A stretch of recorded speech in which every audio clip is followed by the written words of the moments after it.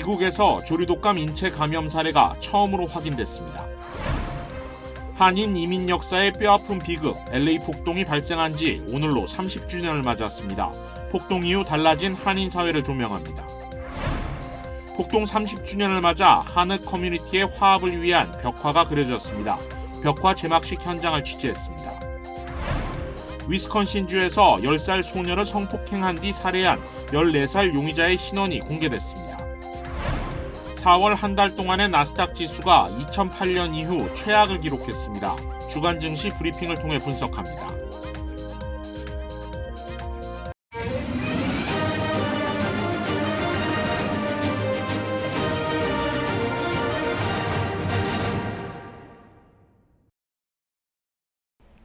시청자 여러분 안녕하십니까? KBS 아메리카 뉴스입니다. 조류독감 인체 감염 사례가 국내에서 처음으로 확인됐습니다. 제1사 뉴욕 KBTV 김은지 기자가 보도합니다.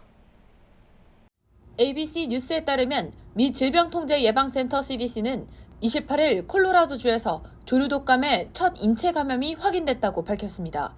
보건당국은 감염자가 가금류에 직접 노출됐으며 H5N1으로 추정되는 조류독감에 감염된 것으로 추정하고 있습니다. 감염자는 며칠간 피로 증상을 호소하다 이후 회복된 것으로 알려졌으며 현재 항바이러스제를 투여받으며 격리 치료를 받고 있다고 CDC는 밝혔습니다. H5N1 바이러스는 2021년 말 바이러스에 노출된 사람들의 질병을 모니터링할 당시 검출된 것으로 29개 주의 미국 상업용 및 뒷마당에 서식하는 조류와 34개 주의 야생조류 등에서 발견됐습니다. 한편 기후 변화 영향으로 앞으로 50년 동안 사람과 동물 간 바이러스 교차 감염이 적어도 1만 5천 건 이상 발생할 것이라는 전망이 나왔습니다. 영국 가디언지는 28일 미국 조지타운대 연구진이 지구온난화를 2도 이내로 억제하는 시나리오 하에서 이종 간 바이러스 교차 감염 가능성을 분석해 이같이 전망했다고 보도했습니다.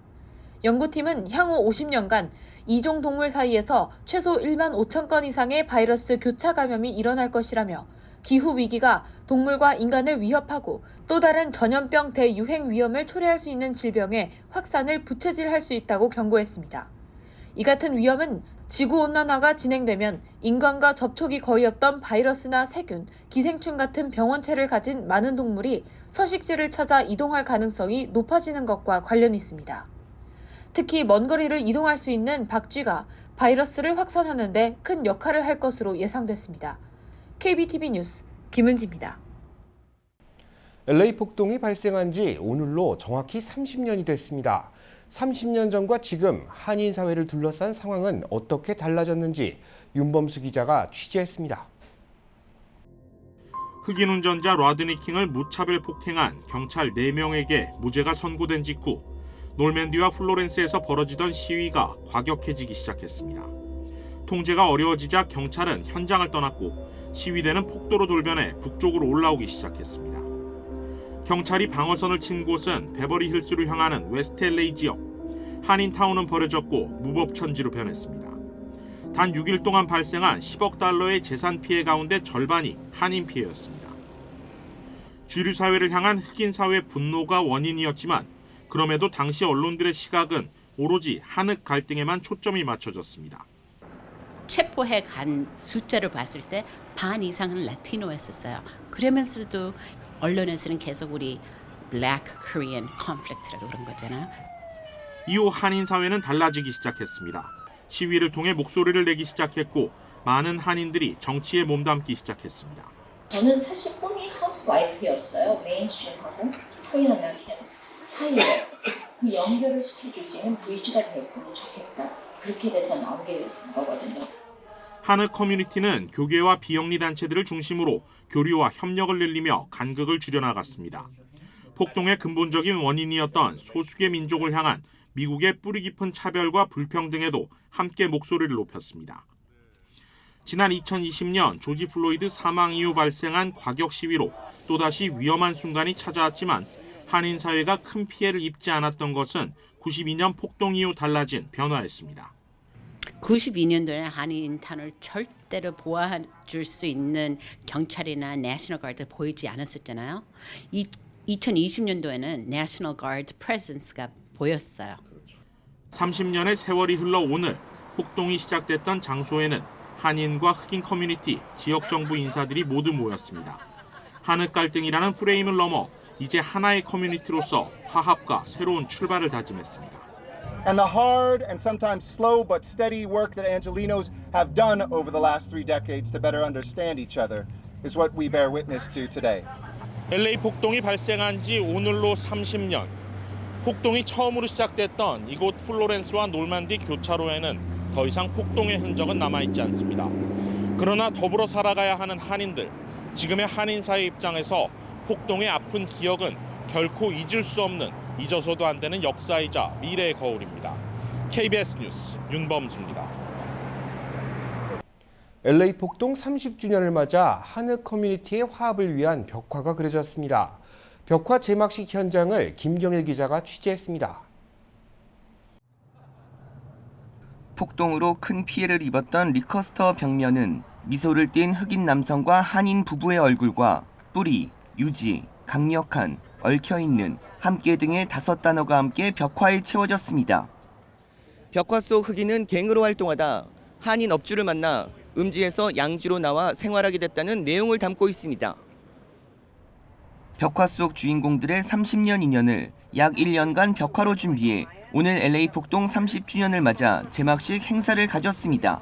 정치인들은 비참했던 과거의 역사는 무능한 정치인과 경찰이었다고 비판하며 앞으로는 한인과 흑인 사회가 희생양이 되지 않도록 더욱 화합해야 한다고 강조했습니다. Of what happened to all of us 30 years ago, but how through art and this reminder we can envision what we want our next 30 years to be. 연방 하원 취임식에서 한복을 입고 선서를 해 한국에도 잘 알려진 메릴릭 스트링랜드 의원은 한국계 어머니와 흑인 아버지 가정에서 자란 점을 강조하며 각 커뮤니티의 화합을 당부했습니다. I am proud to be an African American woman. I am proud to be a Korean American woman. But in my heart, in my birthplace, I will always be a daughter of Korea. So let's come together. We are the example of unity, of peace. LA 한인회는 작은 배려가 서로를 더욱 돈독히 만들 수 있다고 강조하며 흑인 밀집 지역에 한인 얼굴이 벽화로 만들어질 수 있도록 도운 모든 사람들에게 감사를 표했습니다. 한국 사람이 그려져 있는 저 흑인 동네인 앵거워드 시에서도 이런 벽화를 그릴 수 있게끔 허락해 주신 것도 되게 중요하다고 생각해요. 일부 흑인들은 한인 업주가 흑인을 고용하지 않는다는 불만이 높습니다. 벽화는 한인이 흑인을 고용해 30년간 함께해온 우정을 담고 있어 흑인 사회가 한인들을 다르게 볼 수 있는 계기가 될 것으로 기대되고 있습니다. KBS 뉴스 김경일입니다. 위스콘신주에서 10살 소년을 성폭행한 뒤 살해한 14세 용의자의 신원이 공개됐습니다. 용의자는 피해자의 고종사촌 오빠로 확인됐습니다. 지난주 발생한 10살 소녀 릴리 피터스의 성폭행 살인 사건 용의자가 결국 피해자 고모의 아들인 것으로 확인됐습니다. 용의자는 올해 14살의 칼슨 피터스버거로 용의자의 어머니와 피해자 피터스의 아버지는 친남매 사이입니다. 위스콘신주 경찰은 미성년자 용의자의 신원 공개를 하지 않고 있었는데 영국 데일리메일이 이를 최초 공개한 겁니다. 경찰은 이번 사건을 계획된 범행으로 추정하고 있습니다. 용의자의 변호인은 이 사건을 청소년 법원으로 이관을 추진하고 있지만 위스콘신 주법에 따라 성사될 수 있을지는 미지수입니다. 내년 애너하임에서 개최되는 세계 한상대회를 앞두고 재외동포재단이 한인 경제단체들과 업무 협약을 체결했습니다. 박신문 기자의 보도입니다. 재외동포재단이 오늘 오렌지 카운티 상공회의소와 내년에 열릴 세계 한상대회에 대한 업무 협약서를 작성하는 MOU 체결식을 가졌습니다. 한상대회는 전 세계 한인 경제인들이 한 곳에 모이는 자리로 내년 21번째 대회는 사상 처음으로 해외에서 열리게 됩니다. 이제는 미국서부터 이런 국제적인 행사를 치를 수 있는 역량이 됐다고 저희가 믿기 때문에 아마 우리 한민족 그 이민 역사상 굉장히 히스토릭한 그런 이벤트가 되지 않을까 이렇게 생각을 하고 있습니다. 내년 한상대회를 준비하게 되는 오렌지 카운티 한인상공회의소는 이제까지와의 대회와는 다르게 미국 기업들의 참여를 통해 한상대회를 보다 글로벌화시킨다는 계획을 갖고 있습니다. 미국 로컬 기업들의 그 참여를 한 50% 정도, 전체 400개의 기업을 예상한다 그러면 200개의 기업을 로컬 미국 기업들 참여를 기획하고 있습니다. 대회를 개최하는 애너하임 시정부 역시 내년 대회에 대한 기대가 적지 않습니다. 수천 명에 달하는 경제인들이 애너하임으로 몰리게 됨으로써 생겨나는 경제 효과는 물론 도시의 홍보 효과도 클 것으로 보고 있습니다. First of all, I'd like to welcome the most beautiful people on earth, Koreans, to the most happiest place on earth, Anaheim, for your next 2023 World Business Conference right here in Anaheim. It is going to be my pleasure. 세계 한인 경제인들의 축제 마당이 될 제21회 세계 한상대회는 2023년 10월 13일부터 4일 동안 애너하임 컨벤션 센터에서 진행됩니다. KBS 뉴스 박시몬입니다. 러시아가 유엔 사무총장 방문 중 행해진 키이우 미사일 공격에 대해 군수시설 타격이었다고 주장했습니다. 이에 우크라이나는 러시아가 국제기구를 모욕하고 있다고 비판했습니다. 김귀수 기자가 보도합니다. 현지 시간 28일 밤 러시아는 우크라이나 수도 키이우에 두 발의 미사일 공격을 단행했습니다. 러시아는 미사일 생산 공장에 대한 공격일 뿐이라고 주장했습니다. Высокоточным оружием большой дальности воздушного базирования ВКС России уничтожены производственные корпуса предприятия ракетно-космической отрасли «Артем» в городе Киев. 미사일 공격은 구테우스 유엔 사무총장과 젤렌스키 우크라이나 대통령 회담 직후에 이루어졌습니다. 불과 이틀 전인 26일 구테우스 사무총장은 모스크바에서 푸틴 대통령과 만났습니다. 우크라이나는 러시아가 국제사회를 어떻게 바라보는지 드러난 공격이라고 비판했습니다. Середній палець пан Путін показав цей момент, обстрілюючи наші будинки, руйнуючи. Мета Путіна не будинки, мета його життя людей. Але ми вистоїмо. 이번 공격으로 언론인 1명이 사망했고 10명이 다쳤다고 우크라이나 정부는 밝혔습니다. 한편 서방의 군수 지원이 이어지고 있는 가운데 폴란드가 수백 대의 탱크와 전차를 우크라이나에 보낼 것으로 전해졌습니다. 폴란드는 구소련이 설계한 T-72 탱크 200여 대와 보병 전투 장갑차 수십 대를 지원한다고 폴란드 언론이 보도했습니다. 폴란드는 국경을 맞대고 있는 우크라이나에 2조 원 이상의 무기를 공급하는 등 지원을 아끼지 않고 있습니다. 러시아는 최근 폴란드에 대한 가스 공급을 일방적으로 중단했습니다. 베를린에서 KBS 뉴스 김기수입니다. 퇴임까지 임기를 열흘 정도 남겨둔 문재인 대통령이 이명박 대통령 사면과 관련해 여전히 숙고 중임을 내비쳤습니다. 사법정의와 국민 공감대를 기준으로 판단하겠다고 했는데 남은 임기를 감안하면 곧 결론을 내릴 것이라는 관측입니다. 이철호 기자가 보도합니다.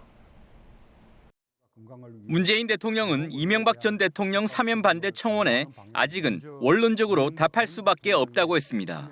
사법정의와 국민 공감대를 잘 살펴서 판단하겠습니다. 반성 없는 태도, 부패 범죄에 대한 관용 없는 처벌의 필요성을 이유로 반대하는 의견이 많지만 찬성 의견도 많다고 했습니다. 반면에 국민 화합과 통합을 위해 사면에 찬성하는 의견도 많습니다. 사면 기준만 언급했던 나흘 전 기자 간담회보다 진전된 발언으로 읽힙니다. 하지만 청와대는 찬반 의견이 모두 있다는 점을 알리는 중립적 메시지라며 선을 그었습니다. 이미 청와대에는 각계의 사면 요청이 이어지고 있습니다. 이명박 전 대통령은 물론 김경수 전 경남지사와 이재용 삼성전자 부회장, 조국 전 장관의 부인 정경심 전 교수 등이 그 대상입니다. 청와대 참모들은 문 대통령 고민의 핵심을 이명박 전 대통령으로 보고 있습니다. 오히려 여기에 김 전 지사와 정경심 전 교수 등이 결부되면서 사면 논의가 복잡해졌다는 분석이 많습니다. 이 전 대통령만 사면하면 지지층 반발이 예상되는 만큼 김 전 지사까지 사면할 거란 관측도 나오지만 여전히 부정적 여론이 높습니다. 문 대통령이 밝혔던 사면 기준, 즉 국민적 공감대가 충족되지 않았다는 주장에 힘이 실립니다. 그래서 사면을 하더라도 경제인에 국한될 거란 관측도 청와대 내에서 나옵니다. 사면을 하려면 법무부 사면심사위원회와 국무회의를 거쳐야 합니다. 남은 임기를 감안하면 늦어도 다음 주 초까진 문 대통령이 결론을 내릴 것으로 보입니다. KBS 뉴스 이철호입니다. 군사 기밀 유출 혐의로 기소된 한국군 대위가 유사시 적 지휘부를 제거하는 육군 특수임무여단 소속인 것으로 확인됐습니다. 군 당국은 북한 최고 지도부를 상대로 한 군사작전 기밀이 넘어갔을 가능성을 염두에 두고 부대 비밀을 수정하는 작업에 돌입했습니다. 보도에 우한솔 기자입니다. 현역 장교 처음으로 간첩 활동으로 구속 기소된 A대위. 비트코인 4,800만 원을 받는 대가로 여러 차례에 걸쳐 군사 기밀과 자료를 북한 해커에게 전송한 사실이 적발됐습니다. 그런데 KBS 취재 결과 이 대위는 중부권에 있는 육군 특수임무여단 소속인 것으로 확인됐습니다. 2017년 북핵 위기 고조 당시 창설된 특임여단은 유사시 북한 전쟁 지도부를 제거하고 전쟁 지휘 시설을 마비시키는 임무를 맡고 있습니다. 북한의 핵과 대량 살상 무기 위협에 대한 대응 능력을 강화하기 위해 보복적 억제 역량을 키워나갈 것입니다. 이 때문에 군 당국은 비밀 취급 권한을 가진 A대위가 전시 북한 최고 지도부를 상대로 한 군사 기밀을 넘겼을 가능성에 주목하고 있습니다. 군 보안당국 관계자는 해당 부대 비밀을 다시 정립해야 한다며 현재 비밀 수정 작업을 진행하고 있다고 말했습니다. 또 해당 부대 작전 수행에 미칠 영향을 평가해 관련 조치도 취할 예정이라고 전했습니다. 다만 적 지휘부를 제거하는 이른바 참수작전 관련 정보가 유출됐는지 여부에 대해선 함구했습니다. 북한 공작원이 이 장교의 소속을 알고 접근했는지 여부도 아직은 불분명합니다. 군은 비밀 취급 부대들에서 긴급 보안 점검을 시작하고 재발 방지 대책도 수립하고 있습니다. 육군 특임부대는 2020년 훈련 도중 총기와 특수작전용 초소형 무인기를 잇따라 분실해 질타를 받기도 했습니다. 구속된 대위는 빚 때문에 범행에 가담했다고 진술한 것으로 나타났습니다. KBS 뉴스 우한솔입니다. 한 주간 증권시장 상황을 돌아보고 다음 한 주를 전망하는 주간 증시 브리핑 시간. 아티스 캐피탈 김재환 대표 나오셨습니다. 안녕하세요. 네, 안녕하십니까. 네, 1분기 GDP가 1.4% 하락하며 팬데믹 이후 첫 역성장을 기록했죠. 이번 주 주식시장 지난주 말씀해 주신 것처럼 정말 요동쳤는데 어떻게 보셨습니까? 오케이. 이번 주 주식시장 같은 게 또 떨어졌습니다. 네. 뭐 어쨌든 간단하게 말씀드리면은 4주 연속 하락한 주를 기록했고 특히 더욱이 이번 4월달 오늘이 마지막 거래날이죠. 그러니까 4월달은 뭐 완전히 그러니까 잔인한 4월달. 그러니까 이번 주 키워드는 제가 봤을 때는 초토화입니다. 초토화에 초토화를 거듭했다 해도 과언이 아닐 만큼 4월달 같은 경우가 이번 뭐 특히 내스닥 같은 경우는 이번 4월달을 2008년 10월이죠. 금융위기 때. 그러니까 13년 6개월 만에 최악의 달로 기록을 했습니다. 그러니까 뭐 무지막지하게 폭락한 거죠. 그러면 4월달 같은 경우는 뭐 다우존스가 이번 4월달 들어서 4.9%를 떨어졌고 S&P 500이 8.8%를 떨어진 반면 내스닥 같은 경우는 13.3%를 떨어졌습니다. 그러면은 작년 11월 기록했던 뭐 사상 최고치 기준으로 봤을 때는 24%가 완전히 폭락을 한 상태입니다. 그러니까 지금 3대 지수가 어느 하나, 다우존스가 그나마 조금 잘 버티고 있는 거고 특히 내스닥 같은 경우는 2월 24일 날에 쳤던 13개월 최저치를 이번 주 들어서 세 번째 깨고 내려가면서 오늘은 이제 16개월 최저치로 추락한 거죠. 그러니까 뭐 한마디로 이제 뭐 전 종목에 걸친 거니까 어느 종목 하나 빠짐없이 뭐 금융주면 금융주, 기술주면 기술주, 성장주면 성장주, 뭐 초대형 주식, 중형 주식, 대형 주식, 뭐 소형 주식 할 거 없이 이것저것 뭐 다 떨어졌다고 보면 되는 거죠. 그야말로 뭐 최악의 상황이라고 말할 수가 있겠군요. 그 연준은 역성장에도 불구하고 공격적인 긴축을 강행하겠다는 입장입니다. 인플레이션을 잡겠다는 의지인데 올해까지 금리가 2%냐 뭐 3% 오르냐 뭐 이런 것도 시장에 크게 작용할 수 있지 않을까요?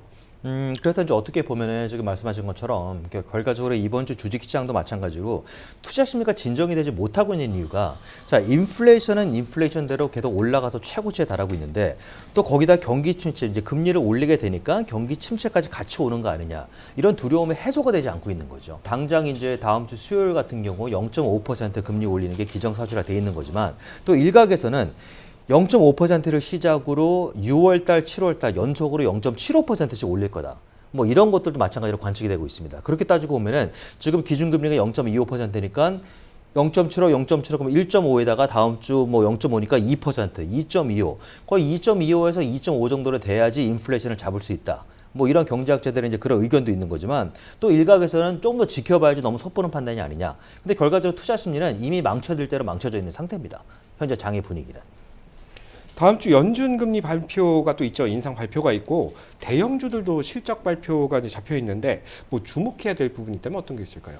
특히 이제 이번 주 제가 좀 덧붙여서 얘기를 하면은 이번 주 같은 경우도 투자 심리가 이제 진정되지 못한 것 중에 하나가 리더십이 없었습니다. 구글이나 뭐 애플이나 예를 들어 뭐 다른 것들 뭐 넷플릭스 같은 것들도 실적만 발표하면은 다 떨어지는 겁니다. 그러니까 리더십에 결여돼 있는 상태이기 때문에 지금 다음 주 같은 경우도 뭐 지표들이 나오는 거는 뭐 공장 주문, 뭐 ISM 제조업 서비스 지수, ADP 민간 고용, 또 그리고 이제 고용 지표가 나오죠. 비농업부문 취업자 수하고 실업률이 나오는 건데 무엇보다도 금리 인상에 모든 초점이 맞춰져 있는 건데 미리 금리 인상이 0.5%를 될 거로 예상하고 벌써 어쨌든 간에 떨어지긴 떨어진 겁니다. 그렇지만 막상 다음 주 됐을 때 0.5가 됐을 때는 뭐 그때는 이제 추가 매수 예를 들어서 이제 한마디로 뭐 저가 매수가 경영한 뒷바잉들이 들어올 수도 있는 거고 근데 그때는 또 그때 나름대로 지켜봐야 되는 거지만 일단 분위기 투자 심리는 최근 들어서 거의 매일 일희일비하고 있는 겁니다. 매번 바뀐다는 얘기죠.